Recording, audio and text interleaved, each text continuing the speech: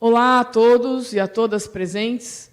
É com muita satisfação que eu dou a abertura à nossa tarde de autógrafos aqui na Direito São Bernardo, para que nós possamos divulgar de uma forma muito especial as obras, as publicações dos nossos professores e dos nossos alunos, ou do corpo docente e do corpo discente.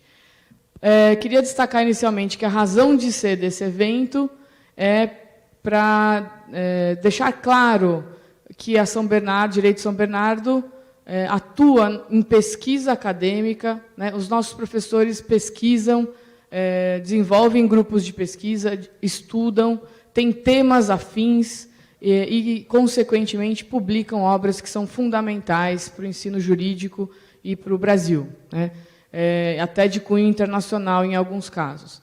Então, nós hoje criamos esse momento aqui na Semana Jur para dar oportunidade para que os docentes contem um pouco sobre a sua obra, para que os alunos, o corpo discente, fique sabendo das nossas publicações, das nossas pesquisas, dos nossos trabalhos, mas com o intuito de pesquisarmos juntos, desenvolvermos trabalho juntos, e que vocês possam aproveitar também do convívio docente, discente, para a melhoria da pesquisa e da qualidade de ensino. Eu vou começar falando hoje rapidamente de uma obra que eu publiquei no ano passado, sob a minha coordenação, professora Elisaide Trevisan e Margarete Leister, que é esse livro que está aqui, 30 anos de direitos fundamentais na Constituição de 1988, uma obra coletiva que tinha num primeiro momento, homenagear a professora Ana Cândida da Cunha Ferraz, que é titular da USP, de Direito Constitucional, coordenadora do mestrado do Unifiel, em Osasco. Então, a ideia era homenagear essa professora tão importante, mas é um livro que ficou bastante interessante, compondo vários temas relacionados a direitos fundamentais. Eu, além de coordenar a obra, tenho um capítulo dentro do livro, chamado A Ação Popular no Brasil, Efeitos na Jurisprudência dos Tribunais. Esse texto sobre ação popular, o artigo, o capítulo do livro, eu escrevi junto com um ex-aluno aqui da São Bernardo, que é Everton Coelho, atualmente também meu monitor em prática constitucional, e nós dois produzimos esse capítulo nesse livro que eu considero fundamental para a área de direito constitucional, com autores importantíssimos. Após essa apresentação, eu gostaria de dar brevemente a palavra para os nossos docentes e alguns discentes que estão aqui também, para que possam falar um pouquinho sobre as suas obras e suas publicações. Então, primeiramente, eu convido a professora Célia Nilander para que ela fale um pouquinho da sua obra. Obrigada a todos. Bom, boa tarde a todos. Quero cumprimentar todos os professores, os alunos que aqui estão, né? É um grande prazer. E falar um pouquinho da minha obra, né? O meu livro, eu falo aí do crime de crueldade contra animais à luz do bem jurídico penal, né? Eu trago nesse livro um estudo relacionado ao crime, né, de crueldade contra animais, o que nós temos na legislação penal, o que a Constituição fala em relação à crueldade contra animais, né? E a gente tenta fazer uma construção de uma dignidade animal, né, que, obviamente, é diferente da nossa dignidade humana, mas que está pautada, no caso dos animais, está pautada, então, na senciência, ou seja, a capacidade de sentir dor, e não na racionalidade, né? Nós temos uma legislação com penas muito brandas em relação a esse tipo de crime, que não protegem efetivamente o bem jurídico que deveria ser protegido, que é a vida dos animais.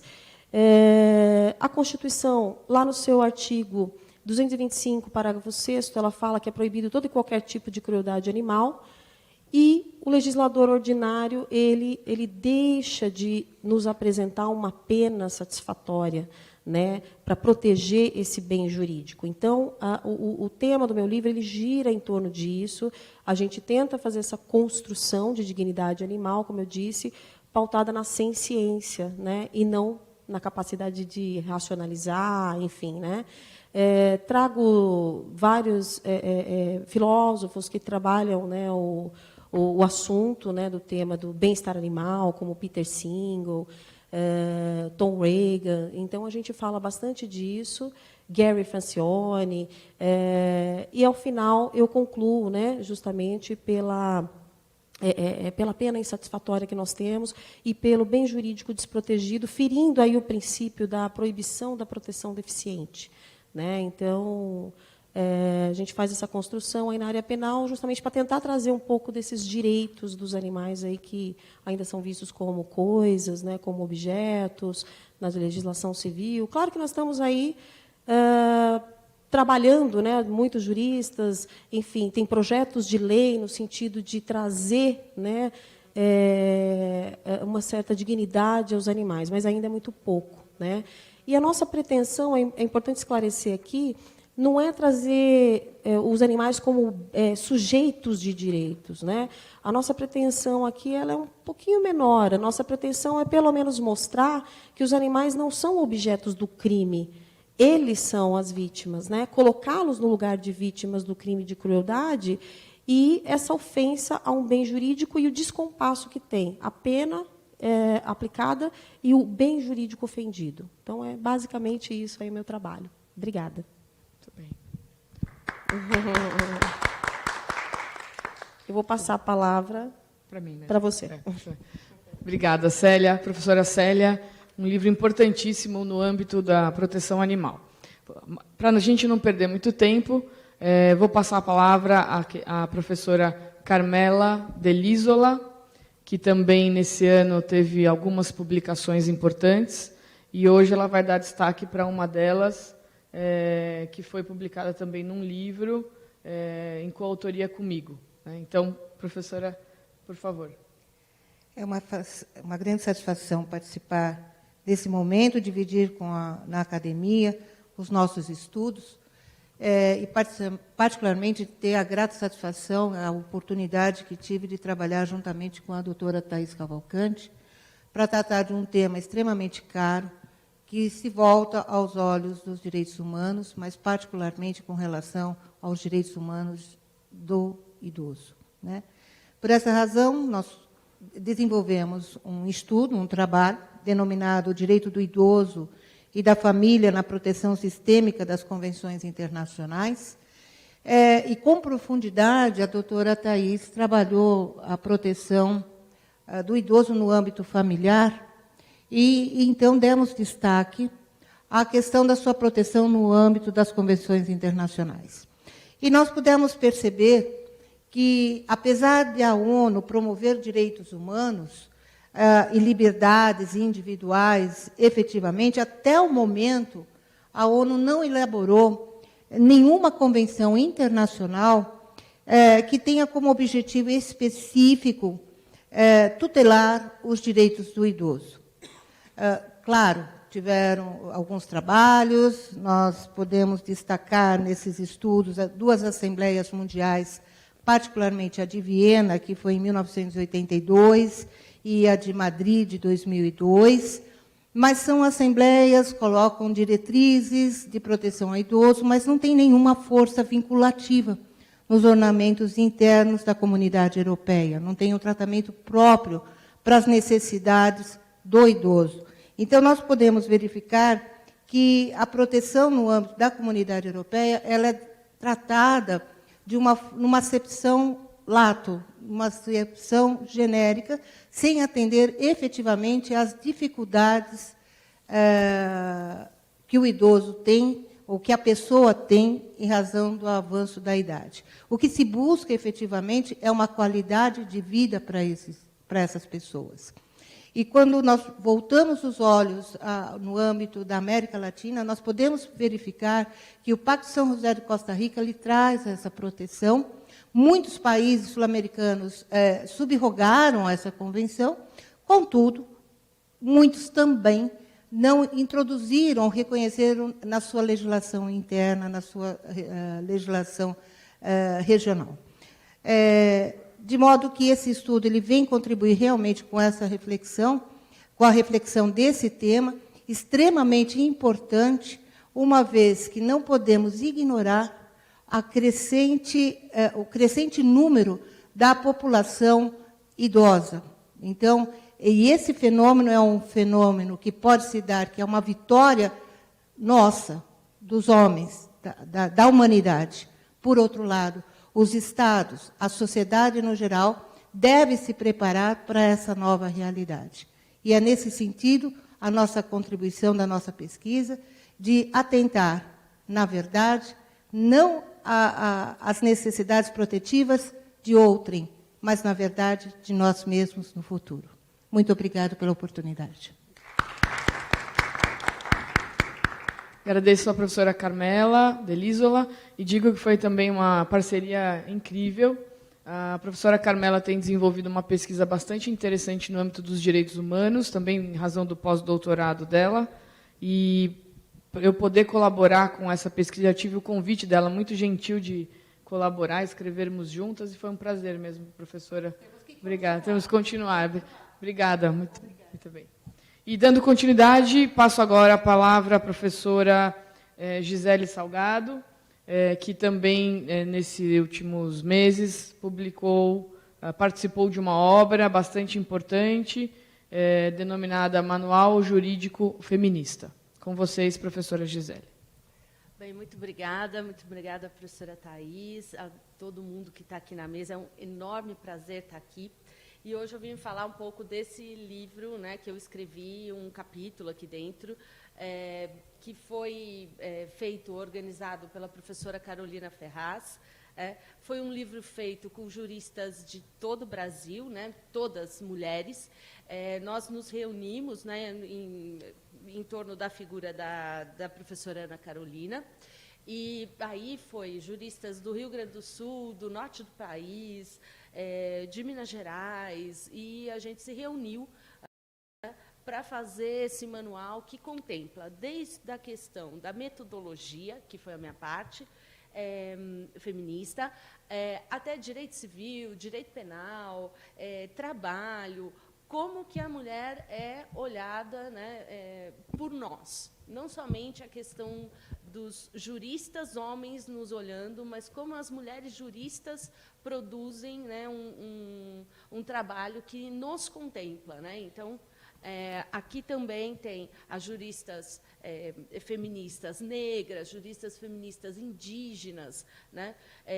E o que muito me orgulha hoje é ver que realmente a produção da academia hoje está na mão das mulheres. Não é estranha a nossa mesa, né? Em grande parte, mulheres produzindo ciência muito boa, e que muitas vezes é invisibilizada, né? Então, foi essa reunião que a gente fez, né? O manual realmente é para contemplar todas as áreas, desde contrato até, né, a questão da metodologia, que eu vou falar rapidinho. Se pensar numa produção feminista dentro da área do direito, não é somente produzir um tipo de direito com uma questão política, mas se pensar num outro sujeito, e aqui a gente, né, pensa qual é o sujeito que produz a ciência e como é que ela é afetada por esse novo olhar, esse olhar de uma mulher que se constrói de uma maneira diferente, que tem uma percepção diferente, né? Será que a questão do estupro, a questão do aborto é vista da mesma maneira quando as juristas, homens e mulheres? O que a gente viu aqui não, né? Então, eu procuro, a partir dessa discussão sobre a epistemologia feminista, ver que, sim, dá para fazer um outro tipo de ciência com a marca da mulher, e esse é um dos novos patamares na ciência como um todo e também na ciência jurídica. Bem, super obrigada, gente. É um imenso prazer estar aqui com vocês. Muito obrigada, professora Gisele. E agora eu passo a palavra também, agora de forma especial, aos nossos discentes, que participaram de uma obra coletiva muito importante para nós aqui da Direito São Bernardo, porque foi uma obra coletiva organizada por um professor, o professor Alenilton da Silva Cardoso, como organizador, e que teve a participação de diversos discentes que estudam com ele no grupo de estudos de processo civil. O título da obra coletiva é Conflituosidade e Acesso à Justiça, e essa obra contou com a participação de vários alunos e ex-alunos da faculdade.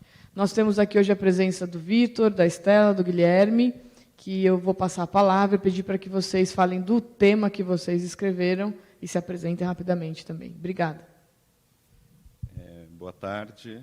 É uma honra e com grande gratidão que nós vamos apresentar esse conjunto de artigos elaborados sob a orientação do professor Allen Newton. E essa obra ela segue acompanhando a produção científica da faculdade e mostrando que nós, que viemos desta faculdade e que alguns de nós que ainda compomos, que ainda frequentamos a faculdade como alunos, construímos esta obra. A proposta do livro é apresentar a conflituosidade e o acesso à justiça através dos olhos daqueles que estão ingressando ou ainda vão ingressar no mercado, na atividade, como operadores do direito. E assim, nós, como somos em vários, pensamos que seria melhor apresentar a proposta e apenas um dos artigos, um dos quais foi mais bem recebido. Olá, boa tarde. Meu nome é Estela, sou advogada formada aqui pela faculdade, pós-graduanda em Direito Civil. E, dando continuidade aí às palavras do Vitor, esse livro é um trabalho em grupo, é um grande trabalho em grupo. Ele é composto por artigos e ensaios científicos, acadêmicos, de alunos, inclusive alunos do primeiro ano, advogados, servidores públicos, enfim, juristas no geral, que contribuíram para que hoje nós estivéssemos aqui apresentando essa obra. Então, em uma breve síntese, todos os artigos giram em torno de uma nova proposta, ou seja, deixar um pouquinho de lado aquele processo necessariamente judicial, que traz uma carga adversarial entre as partes, conflituosa, e vir com uma pegada de cultura da paz, solidariedade, né? Vamos colocar em prática realmente o que quer dizer o acesso à justiça, né? Esse direito fundamental de tamanha importância. Bom, vou passar a palavra para o Guilherme, que estava no primeiro ano quando escreveu o artigo, um dos mais elogiados, e ele vai contar um pouquinho como foi a experiência dele. Boa tarde, meu nome é Guilherme Lima. Primeiramente, eu gostaria de agradecer a oportunidade de estar na mesa junto com as grandes professoras da Faculdade de São Bernardo.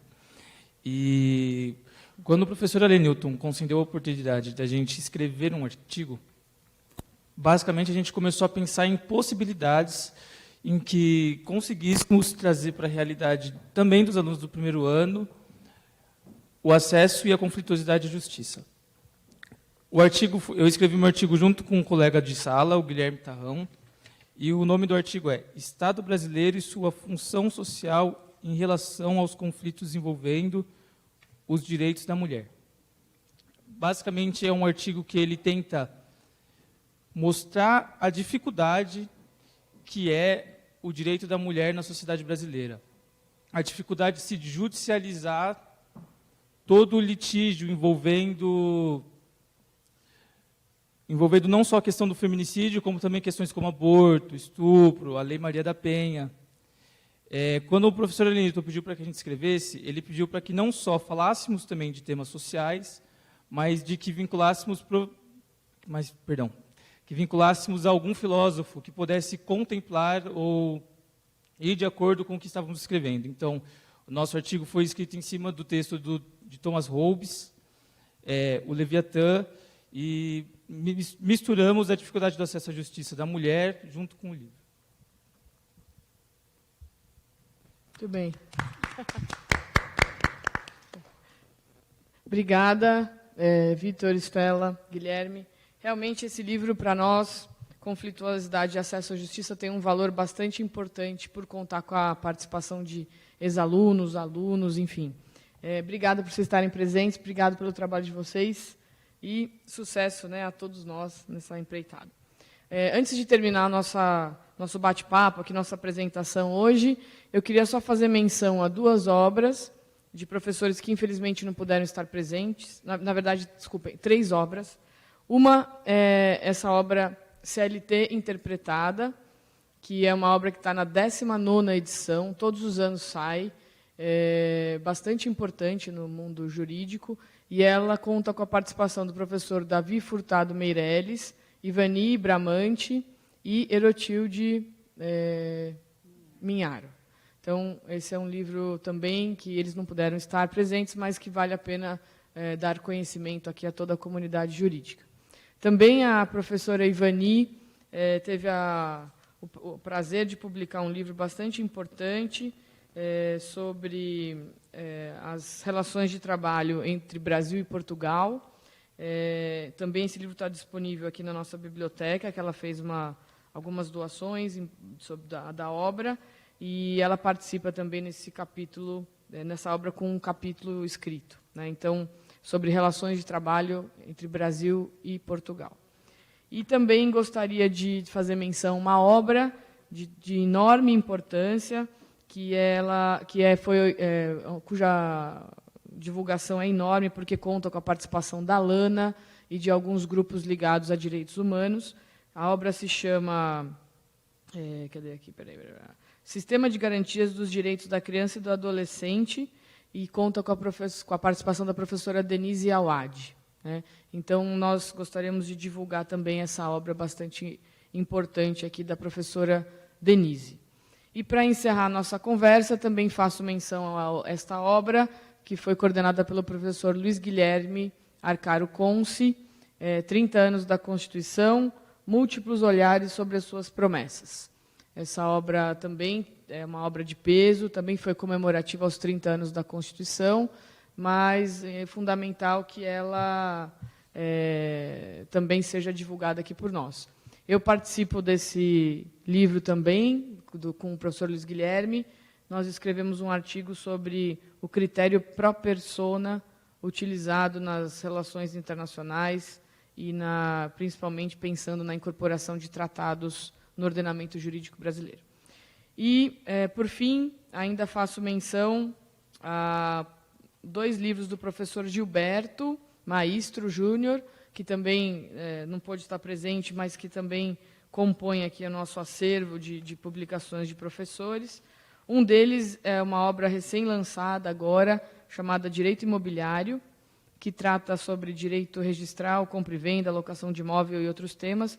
O professor Gilberto é o organizador da obra, e uma obra também publicada por ele, também recentemente, chamada de Direito Processual do Trabalho, Novos Rumos. Então, como vocês podem ver, a produção nossa docente é uma produção bastante rica, né, de todas as áreas, englobando direitos humanos, direito de trabalho, direito constitucional, direito processual ou de acesso à justiça, né? Enfim, coisas importantes colocadas, áreas importantes colocadas aqui por todos nós. Fico muito feliz com essa iniciativa, pretendemos continuar com ela aqui ao longo dos próximos semestres, sempre divulgando essas obras, para que vocês tenham conhecimento, possam vir conversar com a gente sobre esses temas, aproveitem essas obras nas pesquisas de vocês, participem dos nossos grupos, participem da pesquisa acadêmica, que é algo fundamental para a melhoria do ensino jurídico no Brasil. Então, agradeço a todos os presentes, aos alunos, às professoras, e cumprimento a faculdade mais uma vez, em nome do professor Rodrigo, nosso diretor, agradecendo a oportunidade dessa tarde de autógrafos. Muito obrigada.